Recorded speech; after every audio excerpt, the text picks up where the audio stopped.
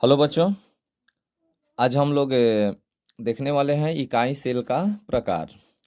इसके पिछले वाले सेशन में हम लोग इकाई सेल क्या होता है और इकाई सेल का पैरामीटर क्या होता है इसके बारे में हम लोग पढ़ चुके थे। तो आज का हमारा टॉपिक होगा क्या, इकाई सेल के प्रकार।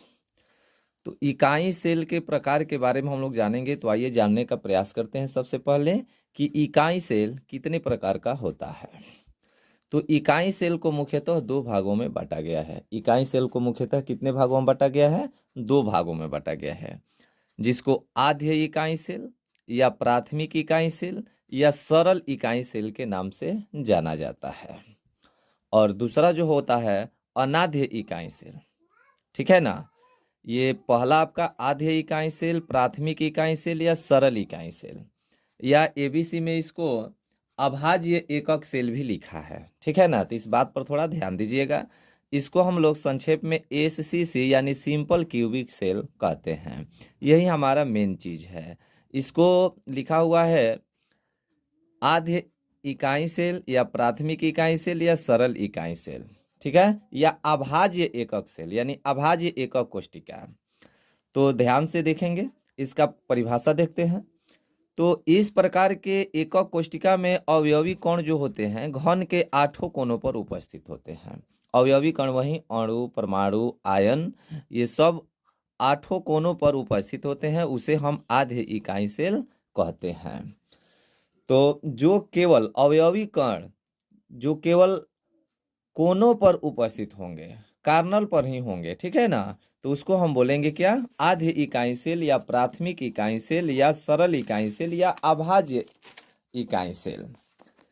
यहाँ पर लिखा हुआ है कि यह 7 प्रकार के होते हैं। यानी 7 प्रकार के कौन होते हैं, थोड़ा ध्यान से देखेंगे। तो ये आपका देखिए, यहाँ हम घनीय एकक कोष्टिका को दिखाए हैं क्योंकि हमारा सिलेबस असली घनीय एकक कोष्टिका ही है। तो घनीय एकक कोष्टिका है। यहाँ देखिए, ये जो हमारा अवयवी कण ये जो देख रहे हैं आठों कोनों पर उपस्थित हैं, इसलिए ये ही हम यहाँ पर दर्शाए हैं। ऐसे ये 7 प्रकार के होते हैं। ये 7 प्रकार के कौन कौन होते हैं, जैसे देखिए 7 प्रकार के,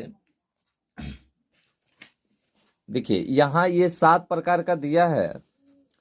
पहला में दिया है सिंपल क्यूबिक। तो वही सिंपल क्यूबिक जिसमें ए, बी और सी तीनों बराबर होते हैं। और अक्षीय लंबाई, ये यहाँ अक्षीय कोण दिया है, अल्फा, बीटा और गामा ये तीनों यहाँ क्या होते हैं, 90 डिग्री के होते हैं। फिर देखिए दूसरा जो होता है टेट्रागोनल होता है, जिसमें ए और बी तो बराबर होते हैं लेकिन सी बराबर नहीं होता है। इसमें अल्फा, बीटा और गामा तीनों क्या होते हैं, 90 डिग्री होते हैं। ये दिया है ऑर्थोहोम्बिक, यानी ये ऑर्थोहोम्बिक जो है इसमें ए, बी, सी तीनों बराबर नहीं होता है, लेकिन अल्फा, बीटा और गामा ये तीनों का कोण जो होता है 90 ही होता है। ये दिया है रोम्बोहेड्रिक। ये रोम्बोहेड्रिक में क्या दिया है कि ए, बी और सी तीनों बराबर होते हैं, अल्फा, बीटा बराबर गामा, ये अल्फा, बीटा और गामा जो होंगे 90 के बराबर नहीं होते हैं। यहाँ पर देखिए ये चौथा आपका दिया है मोनोक्लिनिक, जिसमें ए, बी, सी तीनों में से कोई बराबर नहीं होता है। अल्फा, बीटा, अल्फा और गामा तो 90 डिग्री के होते हैं लेकिन बीटा 90 डिग्री के बराबर नहीं होता है। ये ट्रिक्लिक ट्रिक्लिनिक देख रहे हैं ना, तो इसमें ए, बी और सी ये तीनों बराबर नहीं होते हैं। अल्फा, बीटा और गामा ये तीनों 90 के बराबर भी नहीं होते हैं। ये यहाँ पर दिया है हेक्सागोनल। और इसको अच्छे से उदाहरण के तौर पर देखेंगे तो यहाँ उदाहरण आपका दिया हुआ है। ऑब्जेक्टिव के लिए इसको थोड़ा सा ध्यान में रखेंगे। ये देखिए 7 अभाज्य एकक सेल, इसमें लिखा है 7 अभाज्य एकक सेल, जिसमें हम जो परिभाषित किए थे वो सिंपल क्यूबिक सेल यानी एसीसी को ही हम दिखाए थे। ठीक है। इस तरह से ये 7 प्रकार का होता है। देखिए यहाँ सिंपल घन जो अभी फिगर के माध्यम से दिखा है, ये अक्षीय दूरी जो तीनों बराबर होता है एबीसी, अक्षीय कोण जो होता है ये तीनों, इसका उदाहरण यहाँ देख रहे हैं जिंक, तांबा, zinc blende, potassium chloride, zinc sulphide, diamond, ये यहाँ पर आपका उदाहरण दिया हुआ है। ये दूसरा जो था टेट्रागोनल देख रहे हैं, ये यहाँ पर उदाहरण है। ये ऑर्थोराम्बिक, ये अभी जो दिखाए थे वही है, उसका एक ये सारणी है और इधर ये इसका उदाहरण है। इसको आप लोग देख लेंगे और अपने नोट्स पर उतार लेंगे। ठीक है ना। तो ये हुआ है आपका 7 अभाज्य एकक सेल। हम किसको प्रसारित किए हैं अधिकांशतः? ये सिंपल क्यूबिक घन, यानी यहीं से हमारा क्वेश्चन अधिकांश आता है। चलिए अब हम लोग आगे चलते हैं। तो क्या था हमारा? आध्य एकक कोष्टिका हो गया। अब चलते हैं हम लोग अनाध्य एकक कोष्टिका या केंद्रित एकक कोष्टिका। यहाँ इकाई सेल एकक कोष्टिका या इकाई सेल, वो था आध्य और ये है आपका अनाध्य। केंद्रित इकाई सेल, आध्य इकाई सेल कहिए या केंद्रित इकाई सेल कहिए, ठीक है ना। तो चलिए अब हम चलते हैं। तो इसमें क्या कह रहा है परिभाषा? इसमें हम क्या देख रहे थे? इसमें अवयवी कोण जो होते हैं केवल कोने पर होते हैं, लेकिन इसमें क्या होगा कि कोने पर तो अवयवी कण रहबे करेंगे, लेकिन कोने के अतिरिक्त अन्य स्थितियों में भी अवयवी कण देखने को मिलेंगे। देखिए यहाँ लिख रहा है वैसे इकाई सेल जिसमें एक या एक से अधिक अवयवी कण कोनों के अतिरिक्त अन्य स्थितियों में भी उपस्थित होते हैं। कोनों के अतिरिक्त कहने का मतलब कि कोनों पर तो रहेंगे, कोनों पर तो हैं, लेकिन उसके अलावा अन्य स्थितियों में भी उपस्थित रहते हैं। अन्य स्थिति का मतलब यही फलक, केंद्र, विपरीत फलक, यही सब होता है। तो उसको हम बोलते हैं क्या? केंद्रित इकाई सेल या अनाध्य इकाई सेल। अनाध्य इकाई सेल या केंद्रित इकाई सेल को मुख्यतः 3 भागों में बांटा गया है। मुख्यतः कितने भागों में बांटा गया है? 3 भागों में बांटा गया है, जिसमें पहला आपका क्या है? फलक केंद्रित इकाई सेल, जिसको हम बोलते हैं संक्षेप में एफसीसी यानी फेस सेंट्रेड यूनिट सेल। तो फलक केंद्रित इकाई सेल क्या होता है? तो ऐसी इकाई सेल जिसमें अवयवी कण कोनों के अतिरिक्त एक अवयवी कण प्रत्येक फलक के केंद्र में भी उपस्थित रहते हैं। कहने का मतलब कि अवयवी कण यानी घनीय एकक कोष्टिका है सब ना। तो ऐसी इकाई सेल जिसमें अवयवी कण कोनों के अतिरिक्त एक अवयवी कण माने कोन 8 कोना पर तो रहबे करेगा, लेकिन उसके अलावा एक अवयवी कण जो होगा प्रत्येक फलक के केंद्र पर भी। जैसे देखिए यहाँ पर ये एससीसी का ये फिगर है, यानी सिंपल क्यूबिक सेल के आधार पर ही हम लोग चलते हैं। देखिए ये हमारा एक इकाई सेल हो गया। तो प्रत्येक ये यहाँ अवयवी कण इस कोना पर तो है, कोना पर तो है, लेकिन कोना के अतिरिक्त कहाँ पर?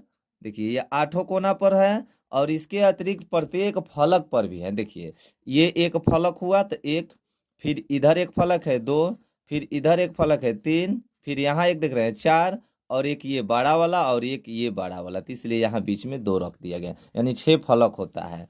तो 8 कोने के अतिरिक्त एक जो होते हैं प्रत्येक फलक के केंद्र में भी होते हैं एक अवयवी कण प्रत्येक फलक। तो कितने फलक होते हैं? 6 फलक होते हैं। तो 6 फलक के केंद्र में भी एक। तो इसको हम बोलेंगे कौन सी? फेस सेंट्रेड यूनिट सेल, यानी फलक केंद्रित इकाई सेल। ठीक है, चलिए तो केंद्रित इकाई सेल का पहला प्रकार हो गया। दूसरा प्रकार क्या होता है? अंतः केंद्रित इकाई सेल। अंतः केंद्रित इकाई सेल को हम क्या बोलते हैं? इसको बोलते हैं बीसीसी, यानी body centred unit cell. Body centred unit cell, इसका परिभाषा क्या होता है? तो ऐसी इकाई सेल जिसमें अवयवी कण कोनों में उपस्थित कोणों के अतिरिक्त उसके अंतः केंद्र में भी स्थित होता है, उसे अंतः केंद्रित इकाई सेल कहते हैं। जैसे देख रहे हैं ना, कोना पर तो सब में रहता है, तो कोनों के अतिरिक्त यहाँ अंतः केंद्र में, अंतः केंद्र यानी एकदम बीचों बीच, देख रहे हैं ना, ये अंतः केंद्र वाला हिस्सा ये है, तो अंतः केंद्र में, तो इसी को हम बोलते हैं क्या? अंतः केंद्रित इकाई सेल या बीसीसी, यानी बॉडी सेंट्रेड यूनिट सेल। ठीक है, चलिए तीसरा देखिए इसका प्रकार। तीसरा इसका प्रकार है अंत्य केंद्रित इकाई सेल। अंत्य केंद्रित इकाई सेल यानी ईसीसी, इंड सेंट्रेड यूनिट सेल। अंत्य केंद्रित इकाई सेल, इसको बोलते हैं ईसीसी यानी इंड सेंट्रेड यूनिट सेल।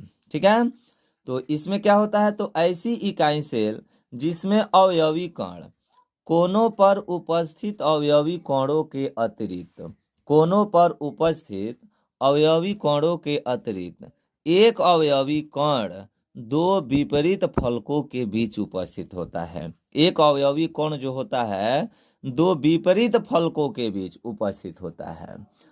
तो एक अवयवी कण दो विपरीत फलकों के बीच, तो देखिए यहाँ पर रखेंगे तो एक विपरीत, एक अवयवी कण यहाँ पर रखें तो एक विपरीत फलक क्या होगा, ये होगा। तो यही यहाँ अगर रखते तो एगो यहाँ रखना पड़ता।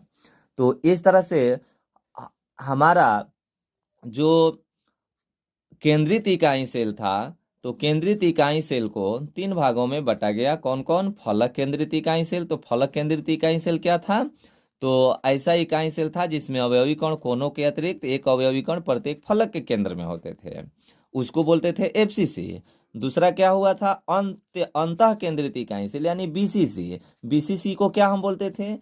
बॉडी सेंटर्ड यूनिट सेल को, कि ऐसी इकाई सेल जिसमें अवयवी कण कोनों पर तो उपस्थित रहेंगे लेकिन उसके अलावा अंतः केंद्र में भी उपस्थित रहते हैं, तो उसको बोलते थे हम लोग बीसीसी। फिर तीसरा हम लोगों ने देखा ईसीसी। तो ईसीसी में हम लोगों ने क्या देखा कि जिसमें अवयवी कण कोनों पर तो रहबे करते हैं, ये 8 कोनों पर तो है ये, तो कोनों के अतिरिक्त कहाँ पर एक अवयवी कण दो विपरीत फलकों के बीच उपस्थित होता है। तो यहाँ देख रहे हैं ना, तो इसको हम बोलेंगे ईसीसी यानी इंड सेंट्रेड यूनिट सेल। तो ये था आपका इकाई सेल के प्रकार। अब हम अगला टॉपिक देखेंगे, इकाई सेल में अवयवी कोणों की गणना। प्रत्येक इकाई सेल में अवयवी कोणों की संख्या कितनी होती है, प्रभावी कोणों की संख्या कितनी होती है, या ब्रेविस जालकों की संख्या कितनी होती है। तो इस बात पर आप लोग थोड़ा, लैटिस बिंदुओं की संख्या कितनी होती है, यानी कहता है अवयवी कोणों की संख्या बताइए एफसीसी में, बीसीसी में, ईसीसी में, या इसी को बोल देगा अवयवी कोणों की गणना करें। तो कैसे आप गणना करेंगे? तो देखिए यहाँ प्रत्येक इकाई सेल में अवयवी कोणों की गणना हम करते हैं। कैसे करते हैं? देखिए, क्रिस्टलीय तंत्र के अंतर्गत जो सजे हुए अवयवी कोणों का इकाई सेल के भिन्नात्मक स्थितियों पर जो सजावट है वो सब भिन्न भिन्न होती है ना, जिसके अवलोकन के बाद हम कुछ इस प्रकार पाते हैं। क्या अवलोकन करते हैं? देखिए, तो सबसे पहले आप लोग इस बिंदु को आप लोग ध्यान में रखेंगे कि प्रत्येक कोने पर अवयवी कोणों की हिस्सेदारी जो होती है 1/8 होती है। इस बात को आप लोग ध्यान रखेंगे। प्रत्येक कोने पर अवयवी कोणों की हिस्सेदारी कितना होता है? 1/8, क्योंकि 8 को कोना होता है और 8 कोना पर एक एक अवयवी कोण होते हैं। तो प्रत्येक कोने पर अवयवी कोणों की हिस्सेदारी कितना होगा? 1/8। फिर फलक कहेगा तो फलक पर हिस्सेदारी कितना होता है एक कण की? प्रत्येक फलक पर अवयवी कण की हिस्सेदारी कितना होता है? 1/2। यानी कोना कहेगा तो 1/8 दिमाग में रखना है, फलक कहेगा तो अवयवी कोणों की हिस्सेदारी 1/2।